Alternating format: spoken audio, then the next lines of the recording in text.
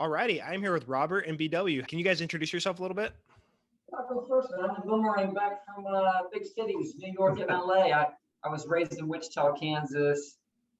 Grew up here, family, everybody's here. And I headed out to LA right out of high school to become an actor. Ooh, Screens. interesting. Ended up getting caught up on the other side of the camera, much more exciting to me on the creative side in terms of the filmmaking, production, and all the finance. And I met this guy out in California, and we put together a film company. And all kinds of iterations later, with merchandising spinoff, we ended up inventing a technology.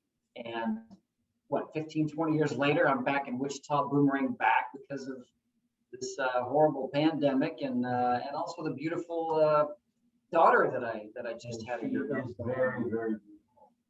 Congrats. Back here now with the family, and he's here because he loves Wichita. He fell in love with Wichita as I fell in love with Wichita, with all this cool entrepreneurialism going on, which we'll get to. But And I fell in love with your daughter. Well, that's easy to do. She's cute. His daughter's name is Journey. Say that one more time. Journey. Journey. Awesome. That's awesome. Isn't that great? Yeah, that is great. Perspective for me, you know what I mean? Yeah.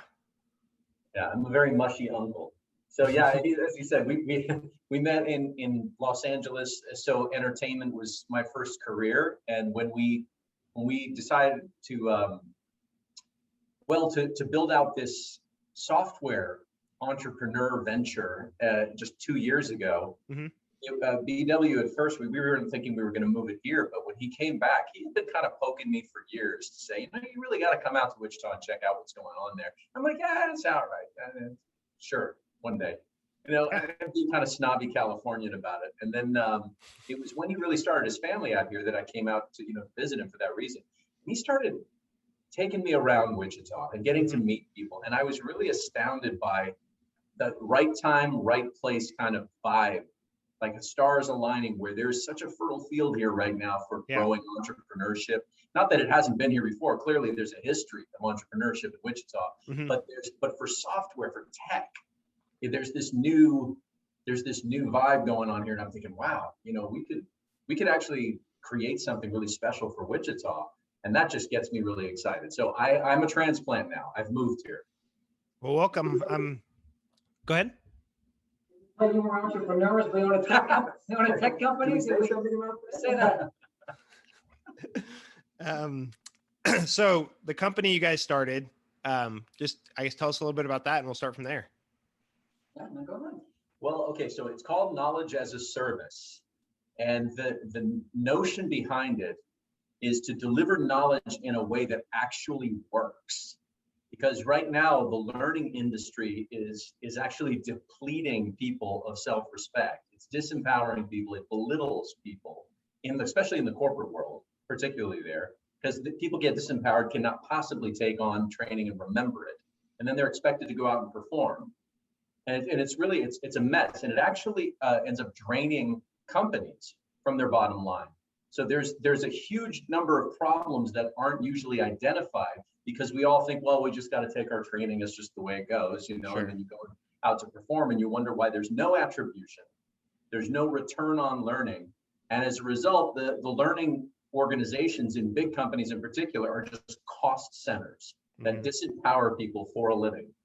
It sounds dramatic, but this is actually, if you really get honest about it, that's what's going on. So we figured out a way to change that. So what we do, Landon, is we fill the gap that exists between HR learning and the frontline sales performance over there.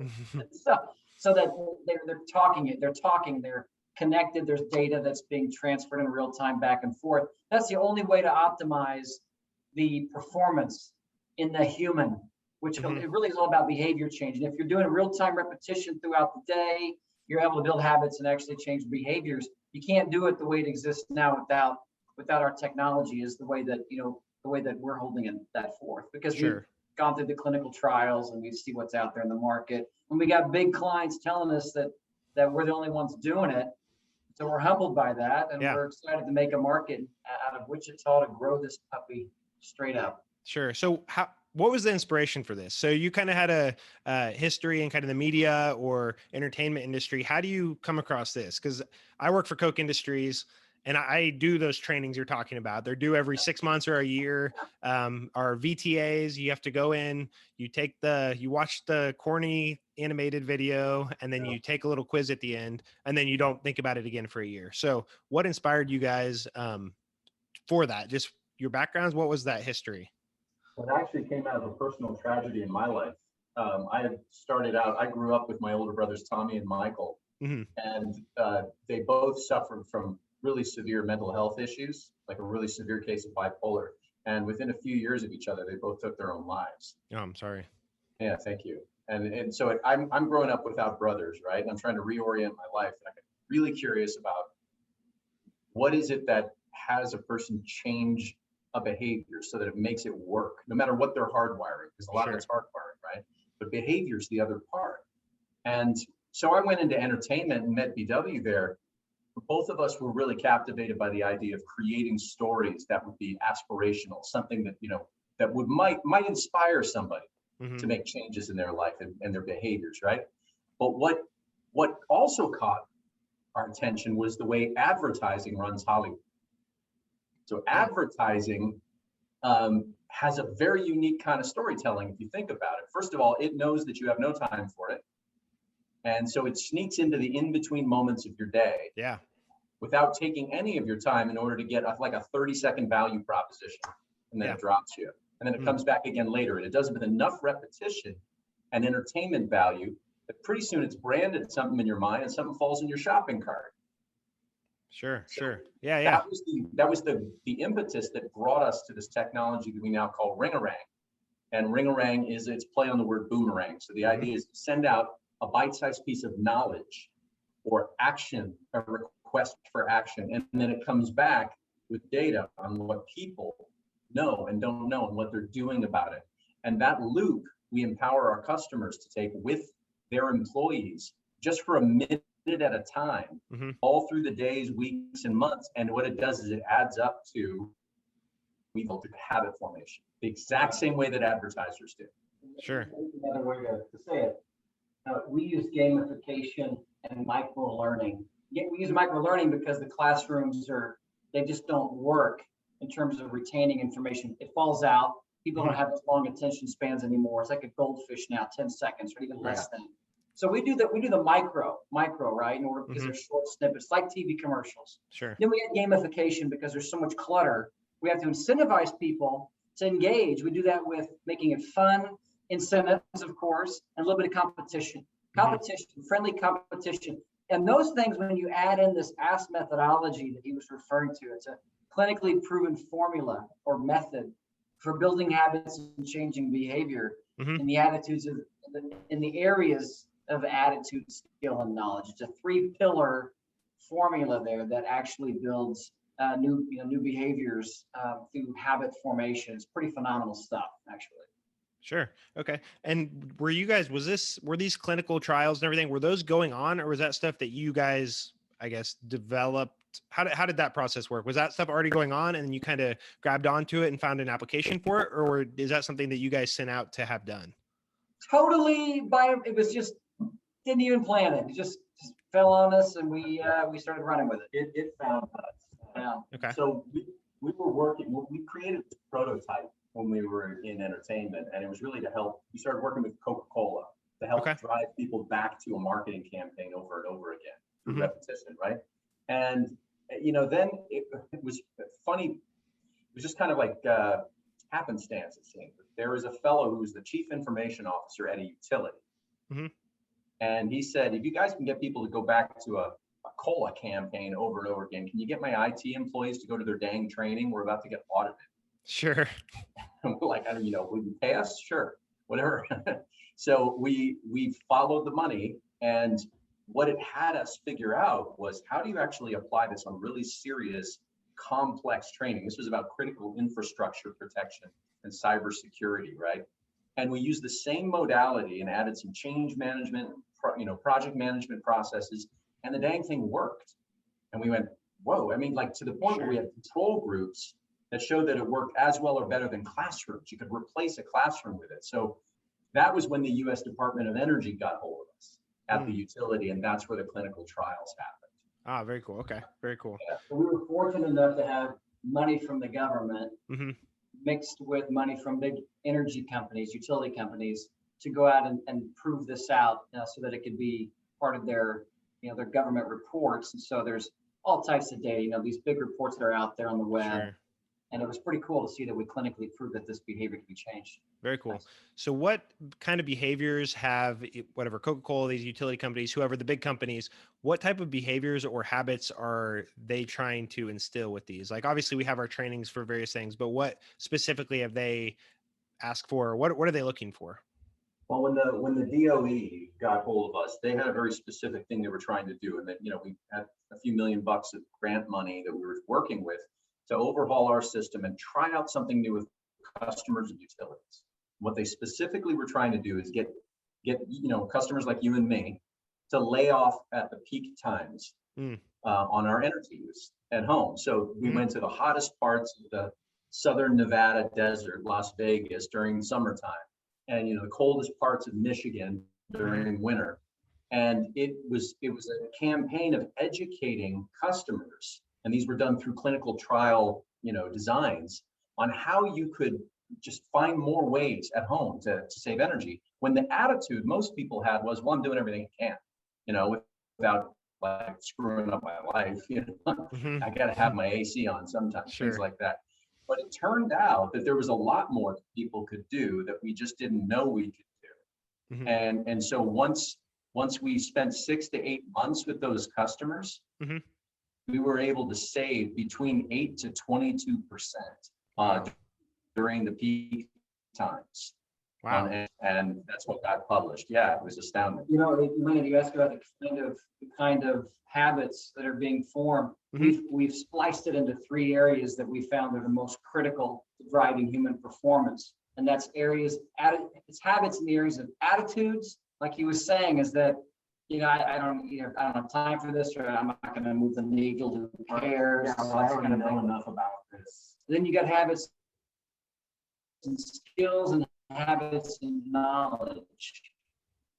And those are the 3 things that companies care most about in order to have people change or to act in a way that's sustainable, and to really have new behavior come in that's going to move the bottom line for a company. And Gotcha. whether it's cybersecurity training, not clicking on not putting that fob in your computer that says whatever the company cares about, we're going to have that behavior change for that company. Right. Okay. Would you like some more examples? Those examples are fantastic though. I think the one I did catch the video, I believe it is on the wefunder page, which we'll talk about here in a minute. But cybersecurity is kind of an easy one for me to wrap my mind around.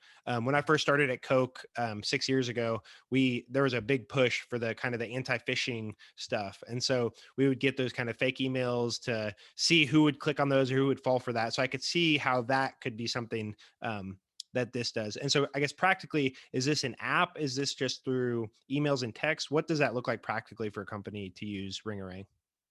Yeah, it's an app. And, Okay. So it's an app that, from the learner's perspective, they're responding to an app that asks for their attention for about a minute at a time. But they never know when. Sure. So it pops up at a seemingly random time, right? It's actually scheduled, but Sure. suddenly they're going to get that alert. They either respond to it at that moment or later. And it's on a ticking clock, and everybody can be engaged at the exact same time. Ticking clock. So there's this real-time sense of social competition, and it actually gets a conversation going in the organization. That's that's a dynamic that happens every time. It gets people talking about it. Sure. And so in cybersecurity, one of the main things that you're trying to accomplish as an organization, this is the other side of the system. You're putting in the content to get out to those apps, right? Sure. One of the main things you're trying to get across is a change in attitude. When BW's mentioned it a couple of times, the attitude, skills, and knowledge, the ASK methodology, was something we came up with during the clinical trials. Because when we were delivering this sort of advertising type of technique engagement, we found there was something missing. And it relates to cybersecurity, because there's a prominent attitude that I know you'll recognize that everybody has in a company. And so when you put that attitude, skills, and knowledge module in place at the very beginning, and then all the content flows from there, you're able to hyper target what are the gateways that are stopping people from taking on the right skills and knowledge and reactions that they need to have to phishing, for example. Sure. Well, the main one is, guess what? I mean, it's well, the IT guys have got this. This isn't for me, right? Right. I shouldn't have to deal with this. And, you know, there's another attitude like, oh, hackers aren't targeting me. Right. They're targeting bigger people than me. You know, And when they check it out, they've got the skill, they've got the knowledge. The attitude is blocking it from working. Right. And that's where it starts with that's why the A is first, correct? Yeah. that's right. Yeah. And then they Gotcha. won't form a habit as a result. And the habit is what makes the difference. Because when you're right there at that moment, when it matters most, and you're about to click on something, that's where you can't be sitting there thinking about it. You need to react habitually. Sure. So I guess the only thing that comes to mind, for instance, at a big company, again, I've worked at Coke since I was right out of college, so I don't really have other experience other than kind of tech drawn in college. But what is there an expectation then, since it is kind of this would replace the training that they currently do? Is there an expectation to do it within a certain time period? I'm just thinking people are on meetings off and on throughout the day or busy and that kind of thing, and they can't answer their phone right away. What have you seen that these bigger companies typically do for that kind of thing? So we've created the system so that it takes the shackles off of time and it makes people think very differently about it. So Sure. in a large enterprise, when they've got their learning organization, they tend to think about time in a very constricted way. Like, we've got to get this course built. Right. And then we got to cycle people through it within a month's time, let's say, in different stretches. Then we got to test that they've taken it and then they send them back out in the world. We help them think about it very differently. Instead, take that concentrated amount of time and you stretch it out over the course of a year. Gotcha. And, okay. And in that, like, really nice and easy, in the flow of work type of dynamic, you're able to get considerably more information and prompts for action and measurable data about what people know and don't know than you could ever get, concentrated in the classroom. So people are able to play as they go. And you break it up into like weekly sprints, what we call challenges, go for a week. But you can kind of throttle them forward and then turn them off for a while and throttle them again. It's all very dynamic. You learn what's working and not working with your people in real time. And it doesn't have to replace any of the training that's existing in the organization. This just allows it to be, like you said, spread out and focused on that one thing that you want people to do in that day, or the habit, that one habit you need them to make. It doesn't have to replace the training. It can. Sure. And oftentimes they amplifies it, but sometimes what it can do is allow a company to lay off on the refresher or the continuing education that they oftentimes are bringing people back to. But sometimes you just need to get that first course out to people in some concentrated way. You just don't want to have the missed expectation set that people all learned it, because it's impossible to learn it out of a learning event. Right. So is this mostly bigger companies using this, or do you guys have any smaller customers? I don't know, whatever you consider a smaller company, 20 people. Yeah, we have some smaller companies, absolutely. And because the value is there, whether it's on retained learning up front, knowledge retention, or if it's on driving actions and on sales performance.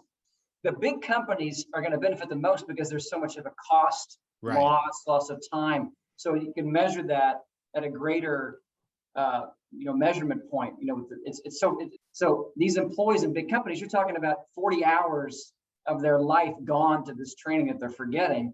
And there's thousands of dollars they're spending in a year for this training, not including flights to these things and events on conferences. There's all this loss they don't recapture. But when you have a small company, also times the HR and the performance, there it is, they're already kind of working together anyway. The CEO is the trainer, the CEO is the sales driver. But when you have these big gaps, that's really the big organizations that are really needing that problem solved, because you got all these employees that are paying a bad price of not being in that moment of performance. So a way to think about the size of it is we have moved down from large enterprises to try this out with smaller companies, but as BW was saying, you're not going to do it with a company where everybody's like constantly being trained together. It's once you get up to something like 50 people or so, then you're starting to spread out enough that you don't have a trainer on everybody all the time. But if you think about it, where all this model for training came from is from schoolhouses. It's when, you go into a schoolhouse 100 years ago and you're sitting there at a desk and you got a teacher talking to you, but you're there every day. Even in today's schools, you're there every day through grade school. And then after that, you go into the workplace and you can't be in school every day, right? So the fact that we brought the schoolhouse model into the company, the corporation, was the big mistake that we never corrected throughout the last century. And then that's what we're here to challenge and say, we got to do this differently. Sure. So you mentioned a couple examples of people being really receptive to this, whether it's the DOE or Coke. What other big companies, or how many, do you have a lot of big companies, or is it just a handful right now? Where are you guys at in this stage? Is it pretty early still, or how far along are you? Yeah, we're pretty early. We're pretty early still, and that's why we're doing this crowdfunding. But let me back up and say, so where we are, we really have our first year of hard marketing that we consider to be this year. And so we're kind of at that point where you take off, you've got growth phase, like a Super Mario Kart, and you're like, boom, we're like right there. So perfect timing to be in Wichita to scale up, raise the capital we need to hire the salespeople, hire our customer success coaches. See, this is the whole thing. We already have the MVP product landed. So we just need to pump up sales and marketing, and we can add more customers. We do have Fortune 50s. If we have big customers about, once we can say, he can tell you. It's one of the first thing and tested it when we launched this company 2 years ago was Verizon Wireless. And then we just recently closed Hewlett Packard Enterprise. And we have a couple of others that we're not able to name at the moment, but one of which came in also around the same, as soon as we launched and started testing, then took us on a year later, and then yet another year later, re-upped and tripled down. They have done something really interesting. This is one of the largest tech companies in the world we're talking about. This organization has seen it. They've seen the gap that BW was talking about between learning and performance. And they've done this brilliant thing where they started creating a capability in that gap around our software and approach, which was really an honor to us because we got to collaborate with them for the last 2 years to build this capability so that it can stop existing, like it's closing the gap. And effectively what that means in real life is you've got learning leaders and performance leaders working together in real time, across time, using this format to keep their people engaged for just a few minutes a day, but then using that as an iterative process to see how can you actually get a habit form, change behaviors, hit your goals measurably. It's pretty killer. Yeah, it's very interesting. What does your guys' team look like? Is it just you two, or what does your team look like right now? No, we actually had we had about 12 employees before we decided to relocate to Wichita. Because the idea is we're staffing up here. There's some replacements. People couldn't come to Wichita. Trading out vendors as well and different service providers. But right now we have 4 technical employees. We have about 3 other full-time people. And, we're going to be hiring some people here in Wichita very soon. As this crowdfunding hits a milestone in the middle of August, we'll be able to add more employees back to the payroll. We have different vendors around software development, and we're going to be doing some software work with WSU here locally. We've had that's a pretty big thing when you're a software company. You want to have certain controls and certain access to things. So yeah, that's where we're at. Is we're staffing up the team here. Yeah, it's been pretty cool to get local resources. And contractors up till now. Excuse me. So we've had several local contractors we've already taken on here at Wichita. Awesome. But BW said about the software development, we've had an overseas team since the beginning when we first prototyped this. They've been so great. They've just been the best. They're called Sigma Software. And what we've been talking with them about is like how we can really build some support even for them. How you outsource from the US to overseas all the time. And we're saying you can come even to the Midwest here and you can pick up resources for you. Right. And that would be written about because that kind of stuff doesn't happen. But the economy is such that it makes it possible here. And it's really great. It's so favorable to growing a business and not having to just be this ridiculously overwhelming cost. Right. So, yeah, we're excited to be able to share resources, build out some from here through WSU. The research lab is dynamite. Yeah, for sure. Yeah, that's really cool. Yeah, I worked at the research lab for the aviation stuff. So NIAR, the National Institute of Aviation Research, all through college. And so it was interesting just getting tied in, and my experience through that was really good as well. Yeah, I'm really impressed with what they've built there. They've got a great culture for innovation there. Mhm. Tanya Witherspoon has introduced us to NERT, which is their digital transformation kind of spin-off of NIAR now, which Sure. really fits in the sweet spot of what we're trying to do with really large organizations is digital transformations. Sure. Um, so you mentioned crowdfunding, and so let's talk about that a little bit. I don't know if I have to say this, but I'm not a financial advisor, and this is not financial advice. But we have some crowdfunding opportunities, and so I'm curious. Just talk a little bit about that and why crowdfunding versus I don't know startup lingo a ton, but the Series A or whatever else other options. Why did you choose crowdfunding, or what does that look like?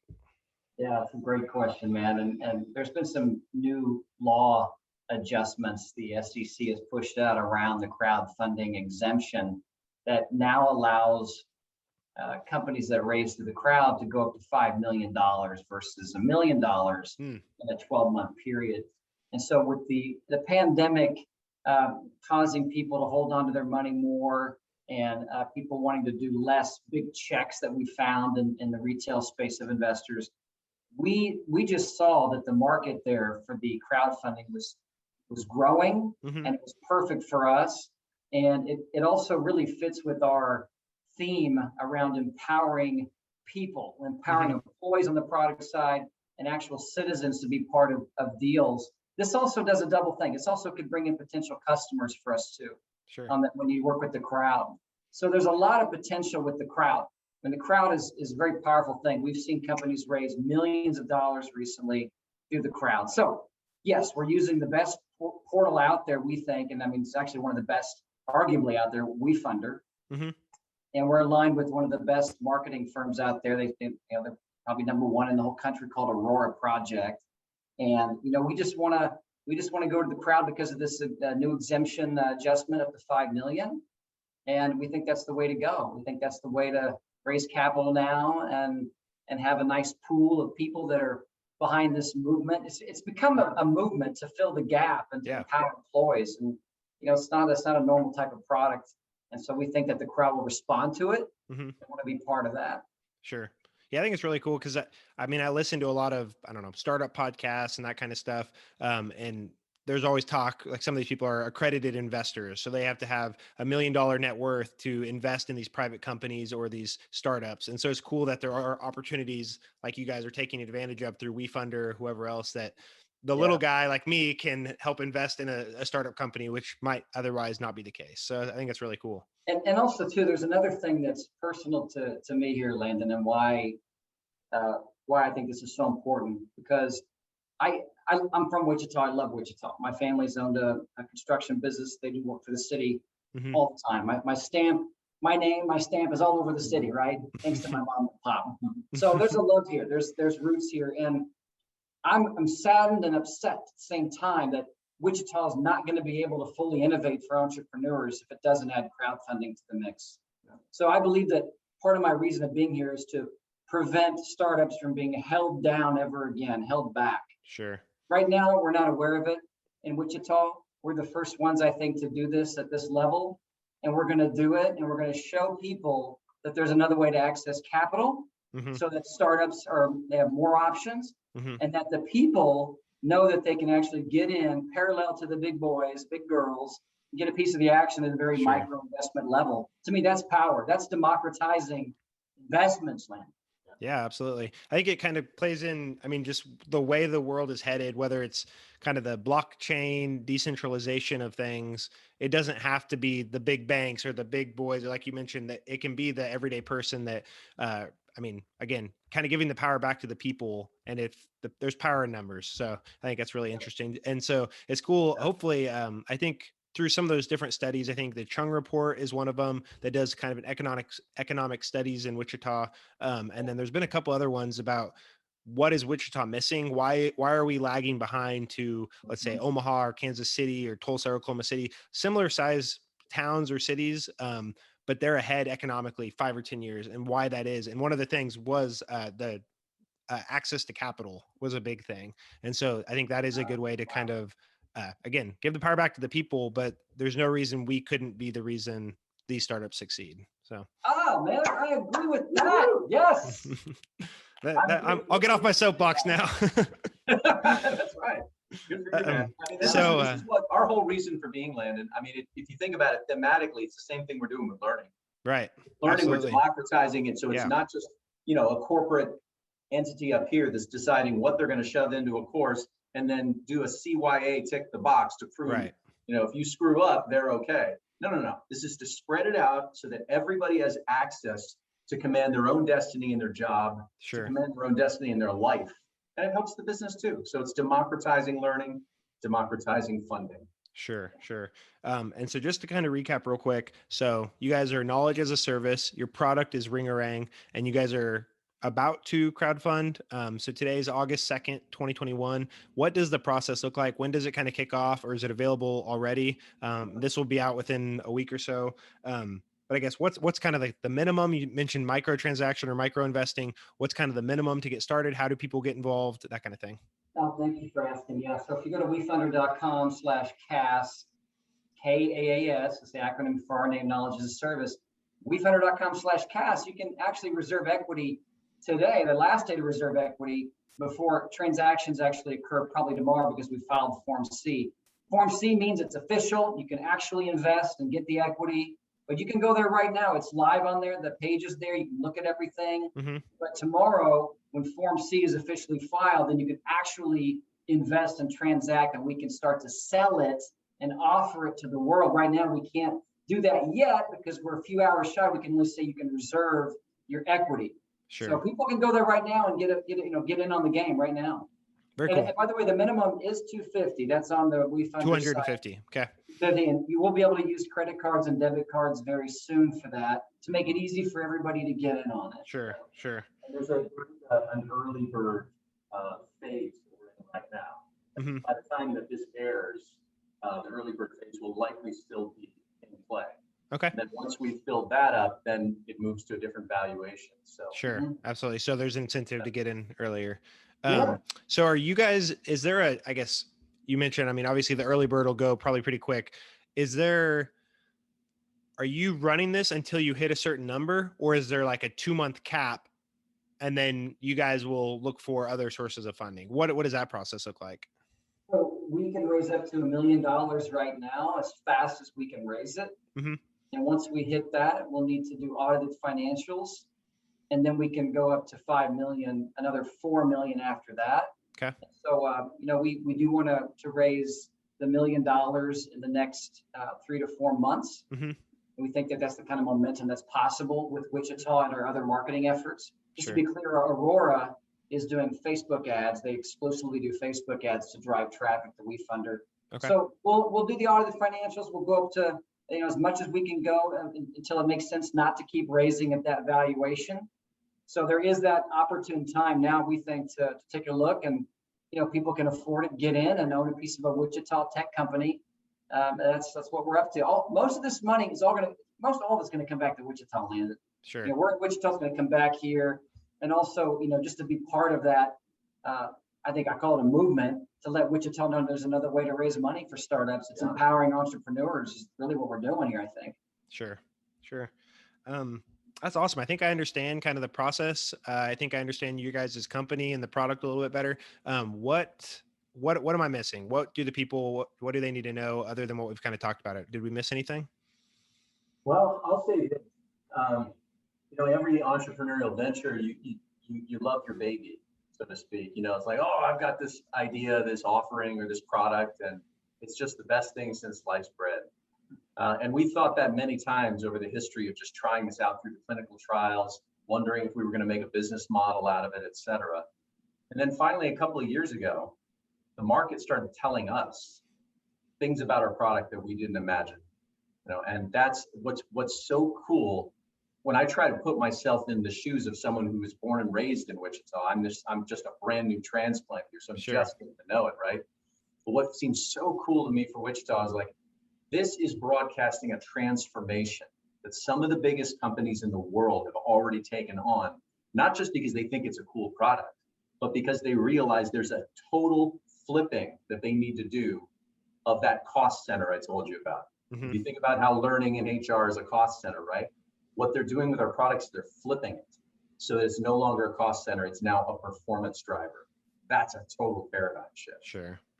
It's really The cool. last thing to say is thank you for your time and for welcoming us to Wichita and supporting what we're doing as a startup company. And we're here to stay and grow and win.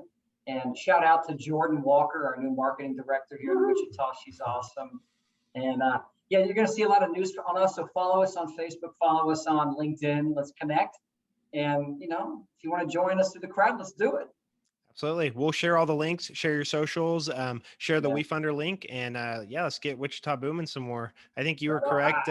Wichita's on the verge of something big, and I'm glad you guys are here and help us kind of get over the hump. Thank you, Bailey. Thank you, Awesome. man. Appreciate it, guys. Thank you so much. All right.